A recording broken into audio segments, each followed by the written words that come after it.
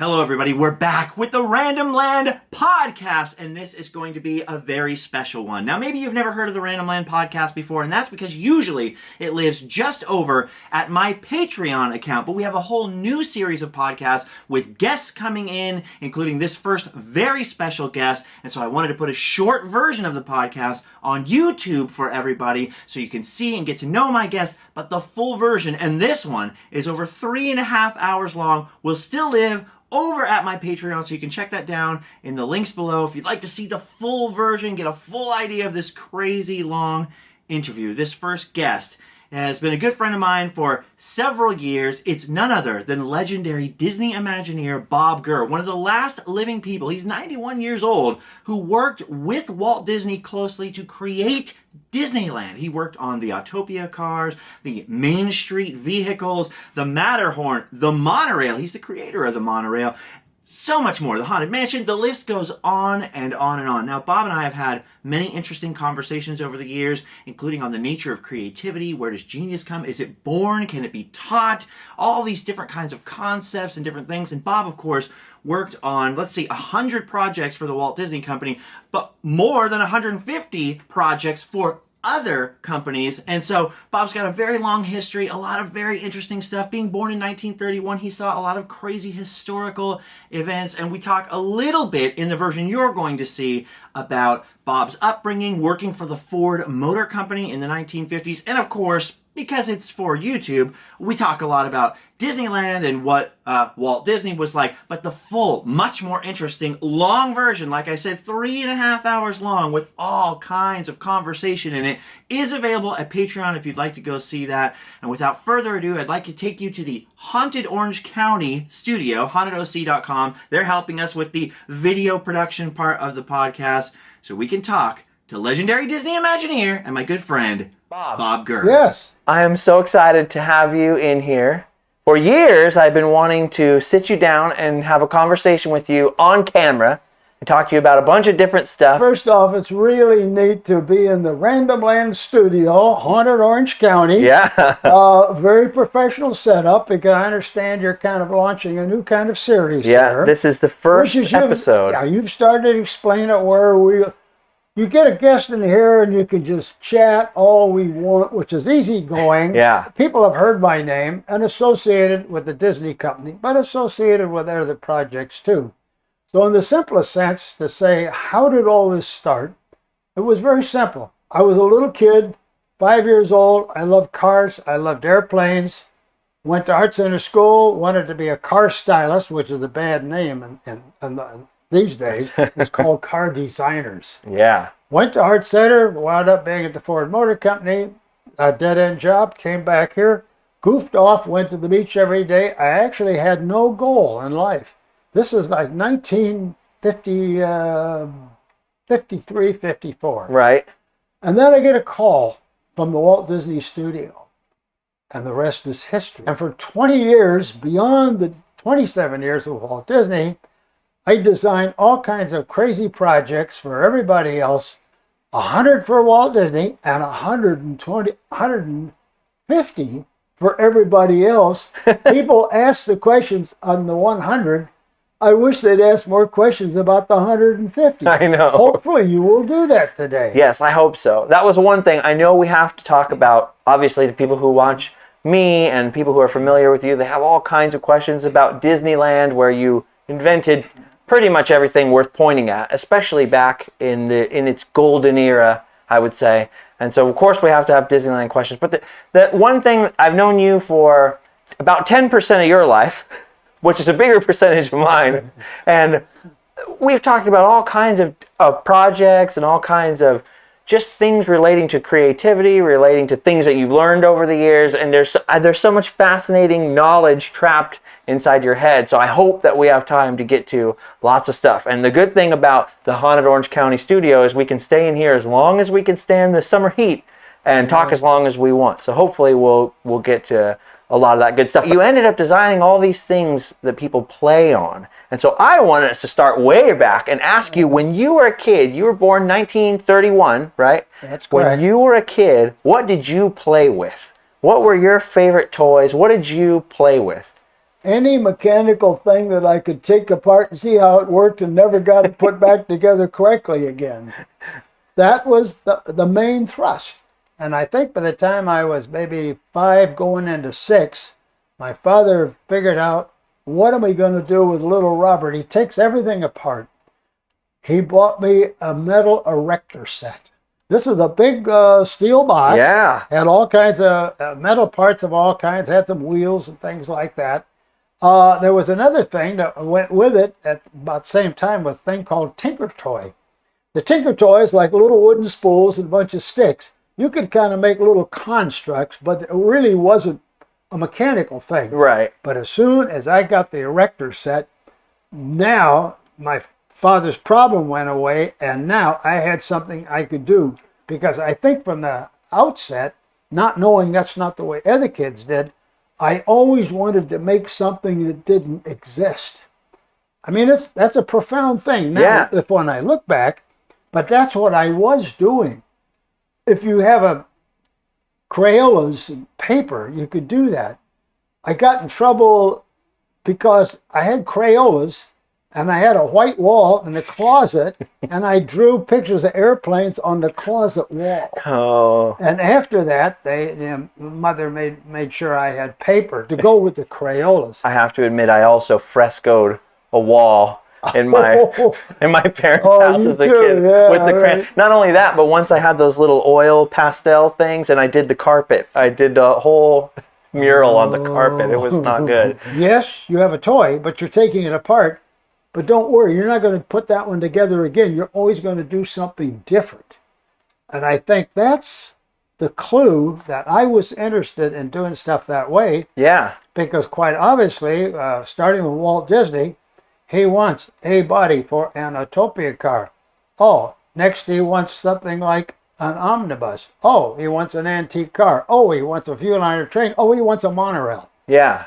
So each one of these was a never repeat what you just did. I go to the Art Center School because it's the #1 school in Los Angeles for auto styling, part of the industrial design curriculum. These auto companies would come out to Art Center maybe a month before graduation, and you don't wait for a student to graduate and then have them fill out a resume.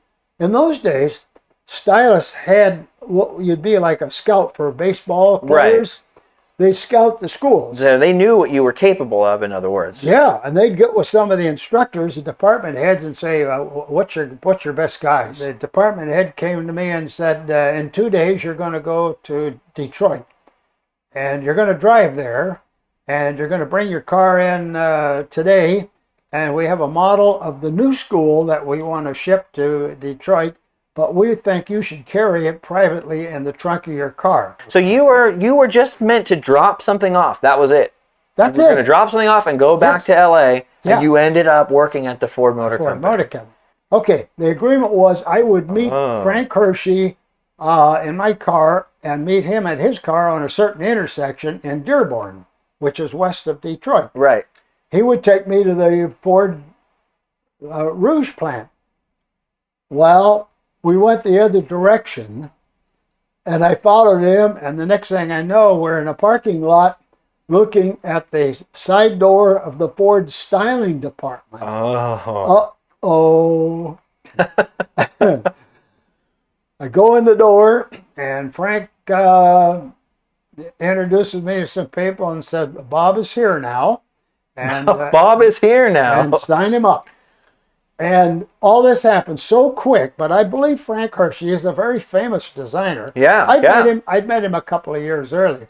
He's the guy, by the way, who designed the very first Thunderbird. So when you were working there as a stylist, were you doing primarily a lot of colored drawings, or are we talking about more mechanical looking drawings, or is it more concept? No, these are basically concept. And when I'm talking about drawings, we would draw, in those days, a full-size car in the flat on a wall with an airbrush. And I was really good at throwing a big stuff. Which means you have to be a good artist. Oh, yeah. And at the same time, we were designing the 1955 Lincoln. See, they worked 2 or 3 years ahead. Right. So some of the details on the 55 Lincoln If you remember the headlights of 55 Lincoln, you can probably go on the internet and see a picture. Yeah. It had a headlight bezel, looks like a North American F-86 Sabre jet. I love the F-86, and Gil Spear, Bill Schmidt was the kind of guy. He says, okay, Gurr, you drew it. Get some clay, put it on the car. So I made a clay model of the bezel, with the shebang clay. And then from that, they make a fiberglass copy, and then they send it to engineering. So now you're doing drawings, paintings, airbrushing, and clay modeling. I made a clay model of the actual part that from that model, they actually made and those. They made the production bezels. So the bezel would be the thing around the edge of the headlight. It's called bezel. Yeah. And that's on the 55? 55 Lincoln. Really cool looking. Did you get to work on the Futura, the car that became the Batmobile? No. But the car that became the Batmobile, that was Bill Schmidt. Oh, really? He had the car with that, kind of cut back look on the back and the big fins things. Yeah. That was a Bill Schmidt car. I watched Bill Schmidt? the birth of the Batmobile. Yeah. In Bill Schmidt's office, yeah. See, you took this very unusual path towards becoming eventually very mechanical. You are the first guy that had the questions lined up to get all this little detail by re-asking more and more questions. So little kids, pay attention. You think I only designed the Autopia car long before Walt gave me that Autopia car. Look at all the crazy stuff I got to do before I got started. And so we're going to fast forward a little bit. You get to LA and your grandmother sadly passed away. You're sort of bumming around. I know you spent a lot of time in the Santa Monica Pier and sort of on the beach, Tiki Bob phase. But there's more. Oh. Yes, before Walt called, which was October of 54. Yeah. I worked at the Office of Post-Publication. I was going to say, I know you worked in a printer. Dan Post, yeah. He had a typewriter shop as a front, but in the back was a publication office. And he said, hey, here's a free desk, no rent. Come over every day and draw something. Yeah. I bummed around I did advertising illustration for the local newspapers. You see, and that's what I'm saying. You were an illustrator and an artist. A little bit of everything. Yeah. And then came a job that came through the Art Center professor of transportation design, a fellow named Strother McMinn. He had a job that he didn't have time to do, and it was a consultant job for Kaiser Willie's company in Detroit. And Mr. McMinn said, Bob, you take the job. Like every Wednesday, I sent a big pile of drawings to him.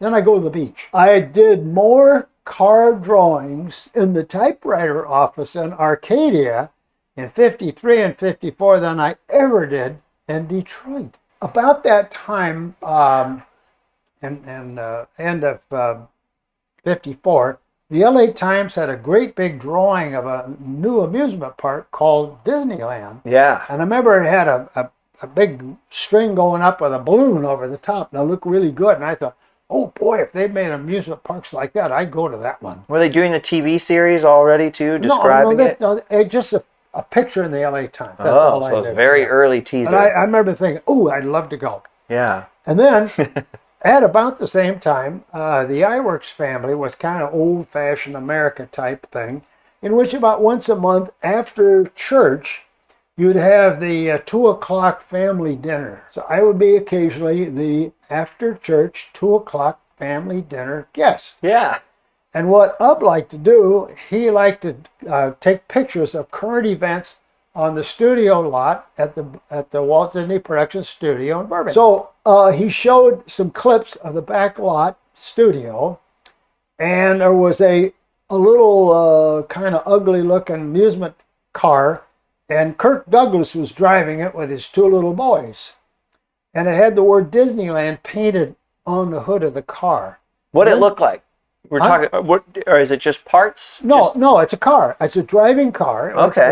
It was a popular model made in Germany. Oh, I see. And there was a guy trying to sell a bunch of them to Walt Disney. Ah. But there was another little chassis of a car that had no body. Just a little chassis. Oh. So, I got the call, a quick call, say, in 20 minutes, go out to the Disney studio and meet a Mr. Irvine. But in the meantime, I had a temporary fill-in job for Channing Wallace Gilson Industrial Design Company on Virgil Avenue in LA. And I just walked out the door without permission. I just looked at the boss and left. And I went out there, and on the way out, I thought, you don't figure that Disneyland picture in the LA Times and Ub's clip that had the little car with nobody, but the ugly car that had the Disneyland name is related. Well, it's a good guess. Went in, we went out, and now I saw the little chassis of the car, and we talked about they're looking for a body for it. I said I'll come back Saturday with some sketches, which I did. Right. Then the second week, I came back with more sketches on a Saturday morning. Whoever I talked to walked me out to the little chassis, and it's still sitting in the back lot. And this time, there was some guys standing around talking about it.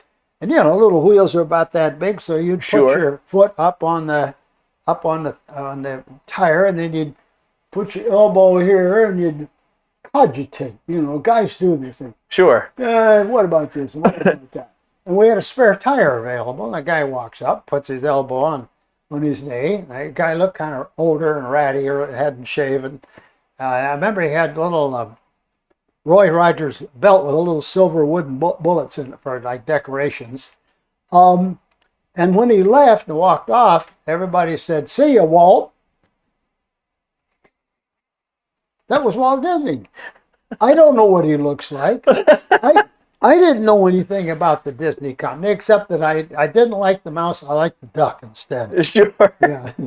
I didn't like the mouse, but I liked the duck. I didn't like the mouse. Okay, Bob. The number one question, I know you get asked all the time, but I'll get asked, why didn't you ask that question if I don't ask a version of it, is what was Walt like? I've seen everybody come and ask you, what was Walt like? So what was it like to work for Walt Disney on any given working day? If you had to interact with him, the average day, what was that like? Well, number one, you don't work for Walt Disney. You work with Walt Disney.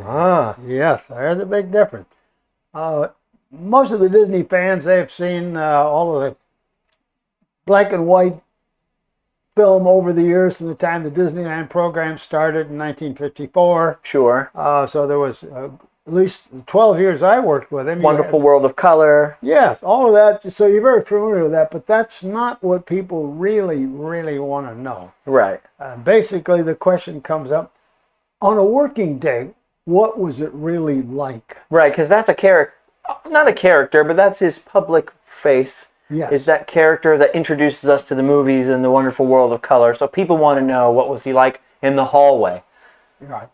Oh, as long as you mention the hallway, there's a very interesting thing. When people first meet Walt Disney, they're usually quite taken back in a way, which I'll explain in a little bit. But let's say you're in the animation building and you're a new employee, and you find yourself walking down the hall and there's nobody else around except, oh, it's Mr. Disney coming your way. What are you going to do? Run. I think that's what Spike said, right? Run. Yeah, people will do one of two things. As they pass by, they won't say anything, or when they do say something, they'll say, "Good morning, Mr. Disney." Sure. And if you say, "Good morning, Mr. Disney," he waits about 1 second, whirls around, and points at you and says, "What's your name?" You're startled. Right. And he says, points to his chest, he says, "Well, my name's Walt. What's your name?" And you give him the name. Don't ever forget it. And so that was the "Don't call me Mr." Yeah. introduction. And then, if you walk by and didn't say anything, he whirls around and says, "What's the matter? Aren't we talking?" I like that. But see, I'd be scared because I would think, because it's a well-known thing when people got there, oh, you're supposed to call him Walt. I'd be nervous because what if you said, "Hiya, Walt," and he wheeled around and said, "Who the," you know. No, but that's what happens to a lot of people on their first meeting. They don't know what to do. Sure. And the worst one is if you're alone in a hallway and there's no place to hide and you're going to pass him. Yeah. All right. I imagine. Or in the lavatory. Yeah. It's, no, oddly enough, Well, he had his own Yeah. bathroom in his office, I imagine. Yeah, but he popped into any restroom anywhere on the lot. Oh boy. Basically, when he walked into a restroom, he paid no attention to anybody that's in there, and anybody in there paid no attention to him. Well, I hope not. And the only thing was, you never saw him wash his hands. Uh-oh. Yeah. So that's we're getting into what he's like in regular day, Sure. which a lot of common workers don't do that either. They're busy. Right. A lot of times this is on the back lot. Sure. Out in the back lot, guys are busy. They're building sets and stuff. Yeah, but that's the answer when he's in a restroom situation. Sure. Now, when you're in a situation where there's more people involved, and you walk into a room, or you're in a room and he walks in, Yeah. and you've never seen him, never talked to him, you have a slightly better chance because other people will speak to him more, or he will speak to the other people more. And then sometimes in the case of where he's talking to different people about doing different things, he would sometimes forget your name. And then he was always very free with, say, I'd like to, Justin, I'd like to have you join up with, what's his name here, and go work on that. So Rolly Crump was one that got a lot of what's his name all the time. Yeah. And then several times Walt would give you a name that you didn't like because he'd just do it anyway. Right. In the case of Rolly Crump, Rolly would tell me the different names over time that Walt would gradually change using on him. So it was used to it. Now in my case, very early on, he started calling me Bobby. Now I don't like the word Bobby because it's like a little kid. Right. Little kid. I never could cure him of, because there's no way to tell him that. That's why whenever I'm razzing you, I'll say, yeah, Bobby. Bobby. How you doing, Bobby? Well, Because I know you don't like it. I know the last razz I got like that was in the green room for the Disney Legends. The last time we had it, Oh. Bob Iger walks in and he walks right by me and he says, "Hi, Bobby," and I just thought, he's not even letting me forget that name either. I'm sure a lot of people have talked about Walt at the studio, but I just realized that you had occasion to travel with them for different stuff. You were telling me one time that there was a court case in Chicago you had to go to, and there was the other times flying around to the World's Fair. No, not traveling with him in those events, but the main one was in January of 1966. He was trying to sell Epcot to Right. a lot of corporations, and he gathered up, I guess, about 11 or 12 of us and the company plane on a Sunday to fly to Pittsburgh to talk to Westinghouse Corporation about several things. We had 3 things on the agenda. He wanted them to understand what Epcot was like. They wanted to show him the first laser he'd ever seen. Wow. Yeah, in January 66. Wow. And then my boss, Roger, and I were there to ask Westinghouse officially to bid on an upgraded monorail electrical system. Okay. So, yeah, when we do a trip like that, it's usually a big Yeah, agenda. package deal, yeah. Oh, yeah, because it's a 2-day event. Yeah. That we're going to be with them. Same time, with that same trip, we had to go to Erie, Pennsylvania to talk to General Electric. So getting a chance to watch Walt attempt, I say politically correctly, attempt to sell Epcot to the chief executives, chairmen of the board of these big companies, Yeah. and watching how they're puzzled. They don't quite get that. Yeah, because this is yeah. above and beyond an amusement park. This is a whole, we're Right. talking about the experimental prototype community of tomorrow. Right. So consider that a working day. We Yeah. get off the airplane and we go to the hotel, and we go in the next morning. We go to talk to Westinghouse at their facilities. This is all on that plane they're hauling to D23? Yes, that little that's plane? the old. That's the, we call it the mouse, the Wow. old mouse, and it's refurb, repainted back to the colors, and you just take it apart and put it on a truck and put it together. It's Yeah. gonna be something to see. My dear old mouse in the sports arena at the convention. That's gonna be. That airplane's gonna look so little.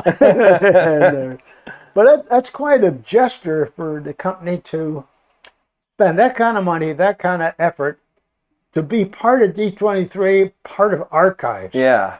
Yeah, because the airplane has a most interesting story. The latest D23 magazine, I don't know if you've seen it yet, Not yet. has a beautiful multi-page story. About the plane? Yes, which they asked me to please correct part of the story because there was some inaccuracies in it. Sure. Because they knew that I flew in the plane a lot. Yeah. Well, you flew in the plane a lot and sometimes with Walt. Yes. So that's extra insight.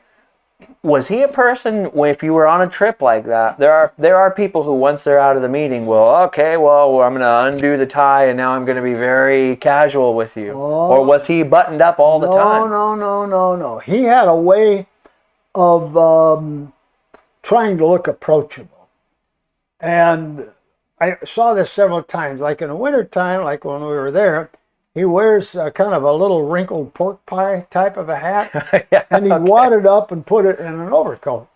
And when he'd step outside, we're going to get in the car and go someplace, Yeah. he'd pull this little hat out and slap it on his head and not readjust it. It just lit where it lit. Not thoughtfully done. Right. At the same time, when you get into a meeting, sometimes he kind of loosens his tie a little bit, kind of look a little bit ratty in a way. Yeah. Which meant he doesn't look like a Brooks Brothers ad. Yeah, let's get down to work kind of a look. Well, no, he would say that to people sometimes, or where it was obvious some people who had just met him, and they have this nervousness. Yeah. Which I saw up close. He tried to disarm the nervousness. Because he'd say, when somebody says, "Oh, I'm so pleased to meet you, Mr. Disney. I can't believe you're in our company here." I was going to ask you about that. Yeah, and then he'd say, "Well, it's all right. We have to talk. We're going to do these projects." We're talking in the late 60s. By then, Mickey Mouse has been around for 35 years. So there are probably people who are in management positions who grew up with Walt Disney's cartoons and things like that. So back then, was he, if he were alive now, he'd have fawning, adoring fans all over him. Walt, my childhood, thank you. Did he have that kind of a thing then, or was it more subdued, you think, back then? It was subdued. It was not fans like fanboy executives. Yeah. It was executives that were, in some cases, meeting Walt for the first time. Oh.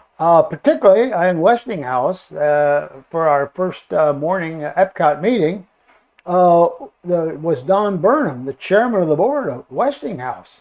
But he looked nervous to Walt Disney. He was nervous. Westinghouse is an awfully big company. Yeah. And powerful. And I noticed that first in the course of the morning meeting, and we had an afternoon meeting, and then when we went back to a cocktail bar up on the hill before we went to dinner, the cocktail bar was a little too small. It was a scenic old historic place up on above the Monongahela River. Yeah. By Pittsburgh, and we're a little bit too close. Now, when people get close and they don't know each other, there's a space where you start, that's making you nervous. And then when it's like a foot nose to nose and you're holding cocktails and everybody's around you is loose. And I watched Don Burnham when he'd ask Walt a question while I start talking to him.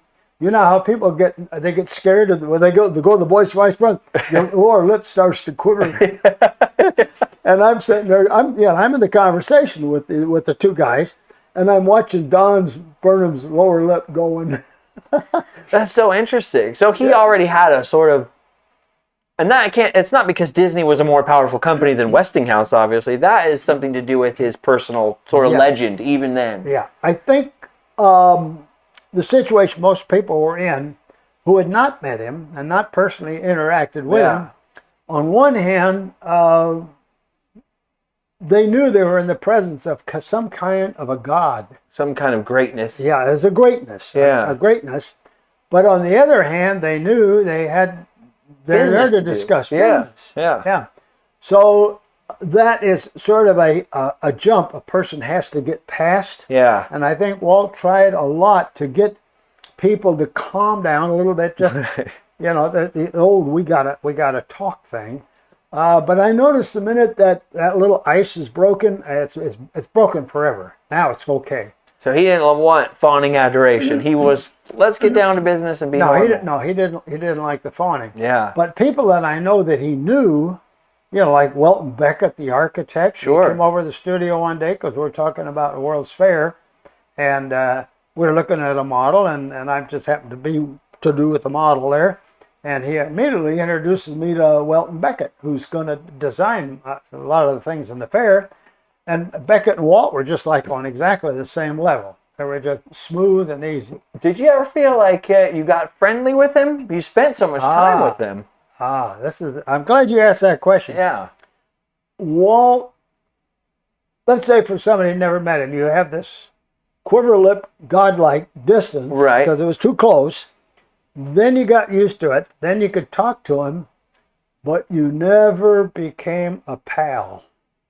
There's That's a very sensitive thing because you can work with Walt every day, but it stops at some point and you're not a pal. That's a very sensitive thing because a lot of times an employee will become quite enamored with his boss. Yeah. And will subconsciously try to make good points in his presence. Right. Walt was so sensitive to that would back him off. Did you always work at the studio, or when did you end up moving buildings to work at Imagineering? Because I know when you went for the Autopia car and you first began to build Disneyland with all these guys and build all these projects, you were working at the Burbank studio lot, That's right? correct. Yeah. So you're talking about in the sound stages? Or are we talking about all that? Describe to me how it was when you first joined the circus. Okay, this is very, very funny. The Disney studio was a separate company. Yeah. Walt's older brother, was not in favor of spending any company money to build Walt's crazy little park because it was going to be across the street next to the LA River. Right, the Mickey Mouse Park. Yeah, a little park. So Walt basically said, well, I'll make my own company and I'll assign some people to it. Okay. So until the August 16th of 1961, WED Enterprise, Walt Elias Disney, was in the studio property scattered everywhere. It was not an organized company that you could see. Well, many of the early Imagineers, people were pulled from the studio, right? So you came from outside, but weren't other people pulled directly out of animation and into WED? Create this park for me? Well, and by the end of 1954, Walt had reassigned 11 animators and designers and draftspeople to his private company, WED. Right. That's his private company. He's getting Roy to say it's okay that these people could be do work for WED. The WED company. And at the same time, there was 7 people that were pulled in from what we call the outside. Yeah. And these were specific people for specific things. And if you can understand, I was one of the You were pulled in for the car body. Car body. Yeah. For Autopia car. So that was the mix. But he was adding people every week. It just kept growing and growing and growing. And was it project-based when you got hired into this? Were you thinking, I'm here for this project and off I go? Or did they say, well, I want you, or did he come and say, I want you to work for this company? I never was able to take a breath because the minute I started the body of the Autopia car, there was another one. Then Roger Brogy says, well, you've got to get going on the mechanical chassis for production engineering while you're doing the body. And then shortly after I got going on that, like the second month, Walt says that we've got to have some antique cars on Main Street. And there's a guy out in San Bernardino that's got barns full of old cars. So he asked Roger to drive me out to San Bernardino to see this guy, a strange older guy in a black coat who had a barn full of 1905, 1910 type cars. And he wanted to sell them to Walt so that Walt could fix them up and use them as antique cars for the park. Sure. And, maybe... Like Greenfield Village. Yeah, same kind of idea. So Roger and I went out there. Roger is not necessarily a car guy, but he knows everything mechanical. I'm sort of the car guy, but I'm the new kid's stylist. Yeah. But we spent quite a long time in San Bernardino in these several barns, and the guy had like way over 100 cars and motorcycles, all of them Jeez. dusty and not running. You don't remember the guy's name by chance, do you? I would. It was Doc Lorenz. Doc Lorenz. Yeah. Doc Lorenz. Yeah. He was in the Horses Carriage Club. I was in the Horses Carriage, and Ward Kimball was in the Horses Carriage Club. The car guys, they all know one. Yeah, it's weird. It's a weird small world. So Roger and I went back and talked to Walt, and I said, there's not a ghost of a chance that you would ever get an antique car, refurbish it, and expect to use it in actual daily service. Right. A lot of the parts you got to make them, make your own parts for replacement. And what are we going to do? And I said, well, number one, you shouldn't buy any of those cars. I've looked at them. It was, well, what are we doing? I said, well, Walt, it's easier to make a brand new old car. And he looked at me like, yeah?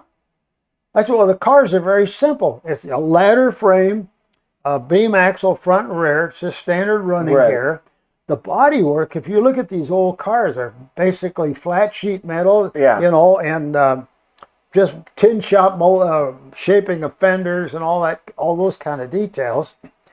We can make, because basically I was, knew a lot of hot rodders. You build up your own hot rods and rails and all that kind of stuff. So this way you could make a car off the shelf. Yeah, a car is not mysterious. It's just not. With production parts and then basically cover it over. Yeah, so then I talked to Roger, and Roger had some catalogs of car parts by big catalogs called Awards catalogs. So I had access to every kind of details I needed, and I already knew a lot of stuff about cars anyway. And so when is this? This is a month or two into having been hired, building the Autopia. Yeah. Now you're into Main Street cars. Right, but he first wanted me to draw what one of these cars looked like after we made that decision. Sure. So I made a really nice, pretty black and white drawing of a type of car that would not really work well, but it was, completely accurate. Yeah. But then I dropped that in order to continue on with the Autopia car. But as soon as the Autopia car, we got them all produced and we were starting to run the park, I was doing some other little jobs at the same time. So the antique cars were still a project we'll get to next. So you were hooked from then on? Because now you're in. Now there's a future project. Well, there was one thing after another. Walt kept thinking about the next things we're going to do and the next thing and the next thing. So by the time of end of summer of '55, we were so busy at everything with a lot of stuff broke and didn't work and had to be done over. I know you said you were down at the original Autopia. Those first series of cars would break down. You'd be down in the park fixing them yourself even. I had a yellow Cadillac convertible. I had my own tools. I parked the car on the ride, my trunk open, and I'm repairing the cars because there's no mechanics available. They were repairing broken alligators and everything else that was coming apart. And one day Walt came around the corner of this little sunshade-like thing. That's all we had. That little Richfield thing out there. Yeah, a little there. thing like that. And he didn't say much, but the look on his face and looking at my Cadillac and looking at how many cars are piling up out there, and indicated that, you need some help here. And I said, could you get me a couple of mechanics I can have? Because it was obvious, hands are all beat up repairing cars. I had to do two things. Why did a part fail? What do I replace it with? Sure. And then do it 40 times. Right. Yeah. And one piece at a time. When you look at old video and old pictures, that first Tomorrowland, you got a big metal cage with people flying model airplanes. I mean, the Kaiser aluminum telescope. What was your impression of that place?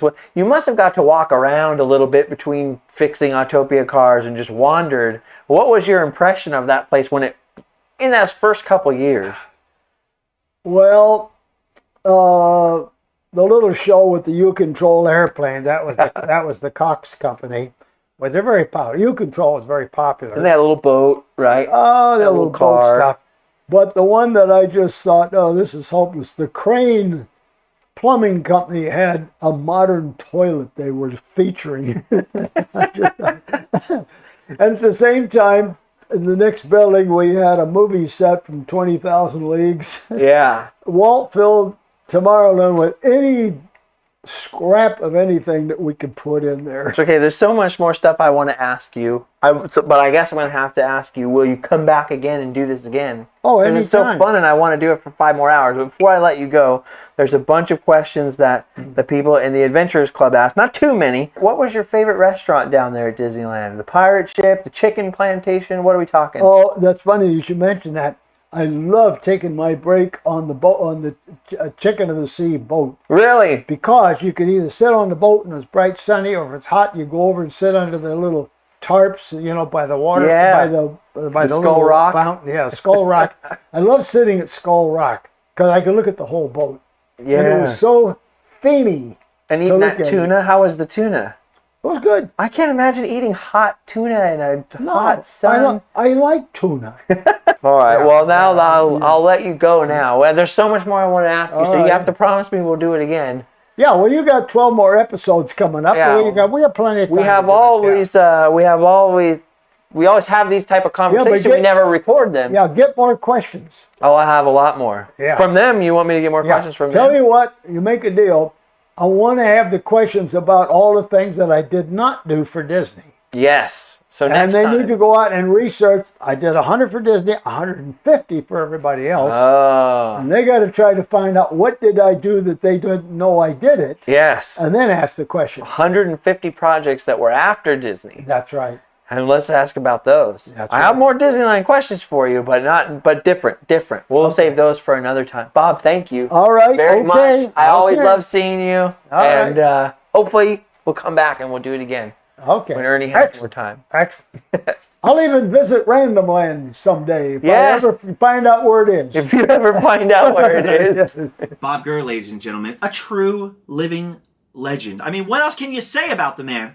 Apparently a whole lot. Bob would tell you that the portion that you've just seen of that interview would be the boring portion because, of course, Bob has lived a long life. In 91 years, he did 100 projects for the Walt Disney Company and 150 for other people, as he said. And he often gets asked about creating Disneyland and doing all that work there. What was Walt Disney like? And so that's old hat to him. Bob also has a lot of other very interesting ideas, and we delve into them in the whole full 3.5 hour long interview about working for Michael Jackson, about leaps of courage he had to take, which I found maybe the most interesting. It was a long road for him to get to that job building Disneyland where he worked for Ford Motor Company, and how did he end up leaving there and deciding, like, this is a dead-end road for me, how do I get back to Disneyland?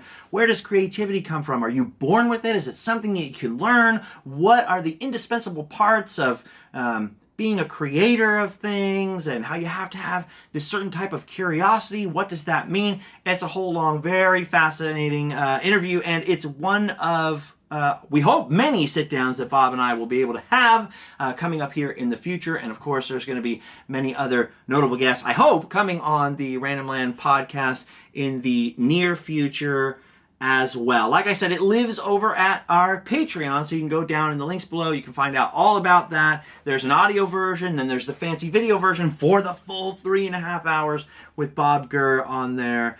And I'm trying to think what else to say other than we've really got to thank Haunted Orange County for lending us the use of their Haunted Orange County studio where they do the Haunted Orange County podcast, and where they are working on all kinds of new projects I probably am not supposed to tell you about. But that's hauntedoc.com. They do ghost tours of Orange County. There's all kinds of paranormal events and weird things like that. Hey, Halloween's coming up, right? So a lot of good stuff on there. Cannot thank them enough for filming and sort of managing the angles and producing the podcast for us. So we hope to use their facility many more times in the future. And like I said, there's some great people coming up on the Randomland podcast. We hope to do them at least once a month. So go over to patreon.com / I think it's Justin Scarred. That's my name. 2 R's. Not scared, even though Halloween is coming. And really, there's nothing more to say for now. I hope you enjoyed that. We'll see you again. For now, you've done your duty. You can go home and sleep well. And before I forget, Bob Gurr is on Facebook and Instagram, Bob Gurr Official, and also fandomproductions.com, where he's got Bob Gurr merchandise and stuff like that, signed Bob Gurr items, which are true treasures from a living legend. And don't forget, we've got one of those sick merchandise stores as well. Okay, you've done your duty. Go home. Sleep well. Go home. Sleep well.